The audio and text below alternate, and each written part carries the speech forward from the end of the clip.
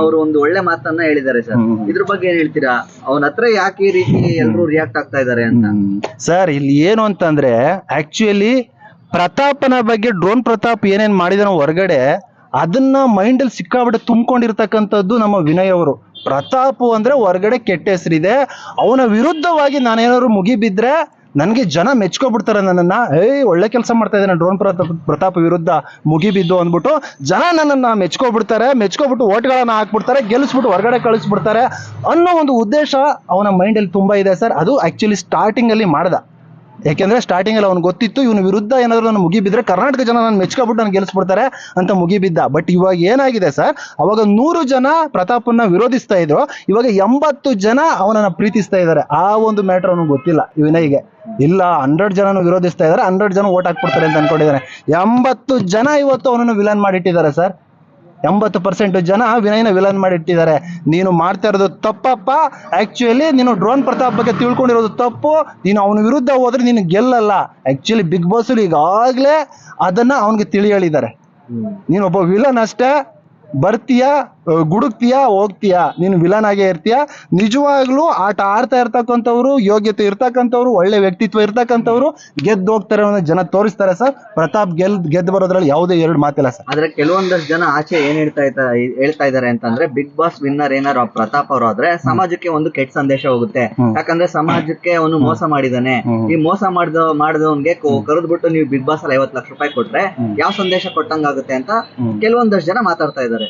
ಇದ್ರ ಬಗ್ಗೆ ಏನ್ ಹೇಳ್ತೀರಾ ಸರ್? ಈಗ ಡ್ರೋನ್ ಪ್ರತಾಪ್ ಎಲ್ರು ಹೇಳ್ತಾ ಇದಾರೆ ಸರ್, ಏನು ಅವನು ಹಂಗ್ ಮೋಸ ಮಾಡ್ಬಿಟ್ಟಿದಾನೆ, ಹಿಂಗ್ ಮೋಸ ಮಾಡ್ಬಿಟ್ಟಿದ್ದಾನೆ ಸರ್.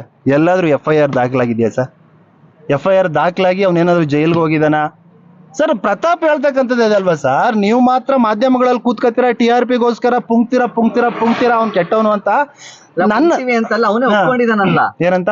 ಹೌದು, ಕೆಲವೊಂದು ನಾನು ಮಾತಾಡ್ಬೇಕಾದ್ರೆ ನಾನು ಆಲೋಚನೆ ಇಲ್ಲದೆ ಮಾತಾಡಿದೀನಿ ಅಂದ್ರೆ ಅದು ಸುಳ್ಳು ಹೇಳ್ದಂಗೆ ಅರ್ಥ ಅಲ್ವಾ ಅಂತ.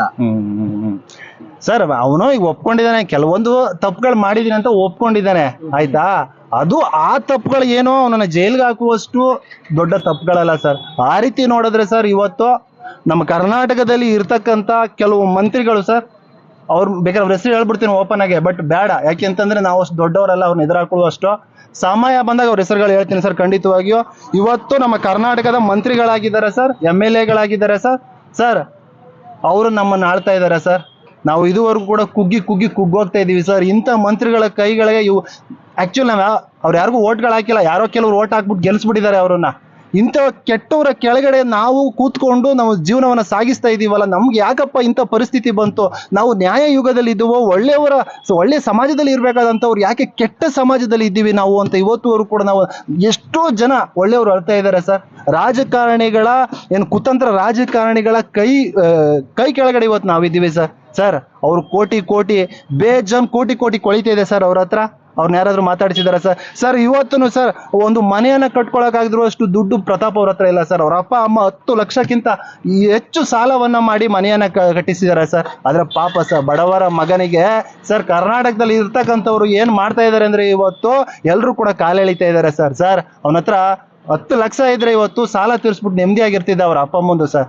ಯಾಕೆ ಸರ್ ಬಡವ್ರ ಮಕ್ಕಳಿಗೆ ಈ ರೀತಿ ಎಲ್ರು ಗೂಬೆ ಕೂರಿಸಿ ಕಲ್ಲೆ ತಕ್ಕುವಂತ ಕೆಲಸವನ್ನ ಮಾಡ್ತಾರೆ ಸರ್? ಯಾಕೆ ಬೇಕು ಸರ್? ಇವತ್ತು ಹೇಳ್ತಾರೆ ಸರ್ ಎಲ್ರು ಬಿಗ್ ಬಾಸ್ ಮೊದಲನೇ ಸೀಸನ್ ಇಂದ 10ನೇ ಸೀಸನ್ ಮಾತ್ರ ತುಂಬಾ ಇಂಪಾರ್ಟೆಂಟ್ ಆಗಿದೆ, ಒಳ್ಳೆ TRP ಬರ್ತಾ ಇದೆ, ಎಲ್ರು ನೋಡ್ತಾ ಇದಾರೆ ಅಂತಾರೆ ಸರ್. 10ನೇ season sir only Pratap sir, drone ಪ್ರತಾಪ್ಗೋಸ್ಕರ ಇಡೀ ಕರ್ನಾಟಕದ ಜನ ನೋಡ್ತಾ ಇದ್ದಾರೆ. ಅದ್ಭುತವಾದ 10ನೇ ಸೀಸನ್ ಅಂದ್ರೆ ಅದು ಡ್ರೋನ್ ಪ್ರತಾಪ್ ಇಂದ ಸರ್. ಡ್ರೋನ್ ಪ್ರತಾಪ್ ಮಾತ್ರ ಸರ್ ಅದಕ್ಕೆ ಕಾರಣ. ಪ್ರತಾಪ್ ಅವರು ತನ್ನ ಕೊನೆ ಆಸೆಯನ್ನ ಕೇಳ್ಕೊಂಡಿದ್ರು, ಏನಂತಂದ್ರೆ ನಾನು ಬಿಗ್ ಬಾಸ್ ಮನೇಲಿ ಇರ್ಬೇಕಾದ್ರೆ ನಾನ್ ತಯಾರ್ ಮಾಡಿರುವಂತ ಡ್ರೋನ್ ಮನೆಗೆ ಬರ್ಬೇಕು ಅಂತ. ಬರುತ್ತೆ ಅಂತ ಅನ್ಸುತ್ತಾ ನಿಮ್ಗೆ ಸರ್? ಇವಾಗ ಆಕ್ಚುಲಿ ಲಾಸ್ಟ್ ಎಂಡ್ ಅಲ್ಲಿ ನಮ್ಮ ಬಿಗ್ ಬಾಸ್ ಅವರು ಅವರ ಆಸೆಗಳನ್ನ ಪೂರೈಸೋಕೆ ಅದನ್ನ ಕೇಳಿದ್ದಾರೆ. ಎಸ್, ಖಂಡಿತವಾಗಿಯೂ.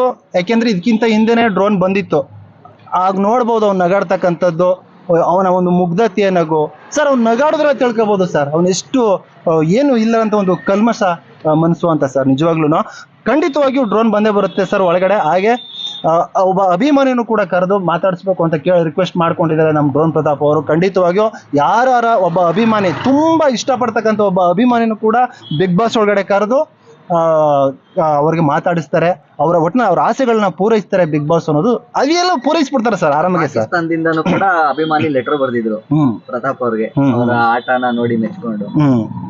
ಇದ್ರ ಬಗ್ಗೆ ಸರ್ ಅದು ತುಂಬಾ ಒಳ್ಳೆ ಕೆಲಸ ಸರ್. ಯಾಕೆಂದ್ರೆ ಇವತ್ತು ಅಭಿಮಾನಿಗಳು ಅನ್ನೋರು ತಮ್ಮ ಅಭಿಮಾನವನ್ನ ವ್ಯಕ್ತಪಡಿಸ್ಬೇಕು ಸರ್. ಇವಾಗ 100 ಜನ ಕಲ್ಲೆತ್ತಾಗ್ತಾ ಇದಾರೆ ಅಂದ್ರೆ ಯಾರೋ ಒಬ್ಬ ಇದ್ದಾನೆ, ಒಳ್ಳೆಯವನ್ ಇದ್ದಾನೆ ಅಂತಂದ್ರೆ ಅವ್ನು ಹೇಳ್ಬೇಕು, ನಾನು ಅವನ ಅಭಿಮಾನಿ, ಅವನು ಕಲಿತಾಕ್ಬೇಡಿ ಕಣ್ರೋ ಅಂತ ಹೇಳ್ಬೇಕು ಸರ್. ಅವಾಗ್ಲೇ ಒಳ್ಳೆತನಕ್ಕೆ ಬೆಲೆ ಸಿಗ್ತಕ್ಕಂಥದ್ದು.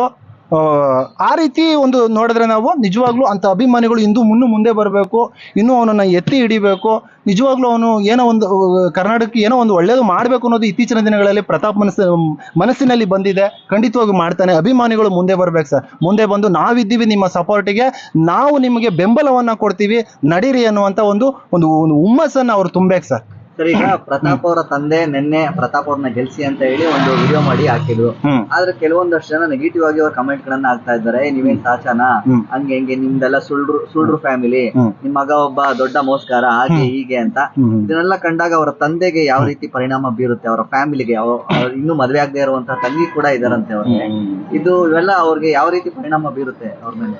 ಸರ್, ಪರಿಣಾಮ ಅನ್ನೋದು ಸರ್ ಇವಾಗ ಆಗ್ಲೇ ಅವ್ರು ಅನುಭವಿಸಿದ್ದಾರೆ ಪಾಪ. ಯಾಕೆಂದ್ರೆ ಒಬ್ಬ ಹೆಣ್ಮಗಳಿದ್ದಾಳೆ, ಅವಳಿಗೆ ಮದುವೆ ಆಗ್ಲಿಲ್ಲ. ಬಹಳ ಪ್ರೀತಿಸಿದಂತ ಒಬ್ಬ ಮಗನಿಗೆ ಕರ್ನಾಟಕದವ್ರೆಲ್ಲ ಈ ರೀತಿ ಮಾಡಿ ಅವನನ್ನ ಮನೆಗೆ ಬರಬಾರ್ದು ಆ ರೀತಿ ಮಾಡಿಟ್ಬಿಟ್ರು ಸರ್. ಇವತ್ತು 3 ವರ್ಷಗಳಿಂದ ಪ್ರತಾಪ್ ಮನೆಗೆ ಹೋಗ್ಲಿಲ್ಲ. ಯಾಕೆ ಸರ್? ಅವನು ಬಸ್ ಇಳಗ್ಬಿಟ್ಟು ಅವ್ರ ಮನೆಗೆ ನಡ್ಕೊಂಡು ಹೋಗ್ಬೇಕಾದ್ರೆ ಮಾತಾಡ್ತಾರಂತೆ ಸರ್, ಕೂತ್ಕೊಂಡು ಆ ಕಡೆ ಸೈಡ್ಗಳಲ್ಲಿ. ನೋಡೆ ಅವನು ಎಲ್ಲ ಫುಲ್ ಟ್ರೋಲ್ ಆಗ್ತಾ ಇದ್ದಾನೆಲ್ಲ, ಮೋಸ ಮಾಡ್ಬಿಟ್ನಲ್ಲ ಕರ್ನಾಟಕಕ್ಕೆ, ಅವನು ಆ ರೀತಿ ಮಾತಾಡ್ತಾರಂತೆ ಸರ್. ಅದಕ್ಕೆ ಸರ್ ಆಕ್ಚುಲಿ ಇಂಥ ಒಂದು ಆಪಾದನೆಗಳನ್ನ ನಮ್ಮ ತಂದೆ ತಾಯಿಗಳು ನಿಜವಾಗ್ಲೂ ಮೆಚ್ಕೊಳ್ಳಲ್ಲ. ಅವ್ರು ನಿಜವಾಗ್ಲೂ ಏನ್ ಮಾಡ್ಕೊಬಿಡ್ತಾರೋ ಅನ್ನೋ ಒಂದು ಕೊರಗಿನಿಂದ ಸರ್ 3 ವರ್ಷಗಳ ಕಾಲ ಅವ್ರ ಮನೆಗಳಿಗೆ ಸರಿಯಾಗಿ ಹೋಗ್ಲಿಲ್ಲ ಸರ್. ಯಾಕೆ ಬೇಕು ಸರ್ ಜನಗಳಿಗೆ ಇದು? ಬಡವರು ಮಕ್ಕಳು ಅಂದ್ರು ಸರ್, ಯಾಕೆ ಸರ್ ತುಳಿಬೇಕು ಅಂತಾರೆ ಸರ್. ಸರ್ ನಿಜವಾಗ್ಲೂ ತುಳಿಬೇಕು ಅನ್ನೋದೇ ಆಗಿದ್ರೆ ಕರ್ನಾಟಕದಲ್ಲಿ ಕೋಟಿ ಲೂಟಿ ಮಾಡ್ಕೊಂಡು ಇವಾಗ್ಲೂ ರಾಜರ ತರ ಮೆರೀತಾ ಎಲ್ರು ತಮ್ಮ ಕಾಲ್ ಕೆಳಗಡೆ ಇಟ್ಕೊಂಡಿದಾರಲ್ಲ ಸರ್ ರಾಜಕಾರಣಿಗಳು. ಅವ್ರನ್ನ ಧೈರ್ಯ ಇದ್ರೆ, ದಮ್ ಇದ್ರೆ, ಅವ್ರಿಗೆ ಯಾವ ರೀತಿ ದಮ್ ಇದೆಯೋ ಆ ದಮ್ಮನ್ನ ಯೂಸ್ ಮಾಡಿ ಅವ್ರನ್ನ ಮಾಡ್ಲಿ ಸರ್, ತುಳಿಲಿ ಸರ್. ಅವಾಗ ನಾನು ನಿಜವಾಗ್ಲೂ ಮೆಚ್ಕೊಳ್ತೀನಿ. ಅವಾಗ ನಿಜವಾಗ್ಲೂ ನಮ್ಮ ಕರ್ನಾಟಕ ಇವತ್ತು ನಮ್ಮ ಒಳ್ಳೆ ಕರ್ನಾಟಕ ಆಗ್ಬಿಡ್ತು ಅಂತ ಮೆಚ್ಕೊಳ್ತೀನಿ ಸರ್. ಅಲ್ಲಿವರೆಗೂ ಸರ್ ಡ್ರೋನ್ ಪ್ರತಾಪ್ ಅವರನ್ನ ಅಲ್ಲಗೆಳಿತಾರಲ್ಲ ಸರ್, ಅದನ್ನ ನಾನು ನಿಜವಾಗ್ಲೂ ಖಂಡಿಸ್ತೀನಿ. ಈ ರೀತಿಯಾದ ಕೆಲಸಗಳನ್ನ ಮುಂದೆ ಬರ್ತಕ್ಕಂಥ ಬಡ ಮಕ್ಕಳಿಗೆ ಯಾವುದೋ ಕಾರಣಕ್ಕೆ ಯಾರು ಮಾಡಬೇಡಿ ಅಂತ ನಾನು ರಿಕ್ವೆಸ್ಟ್ ಮಾಡ್ಕೊಳ್ತೀನಿ sir. Thank you sir, thank you. Question ಕೇಳಿದ್ಯಾ?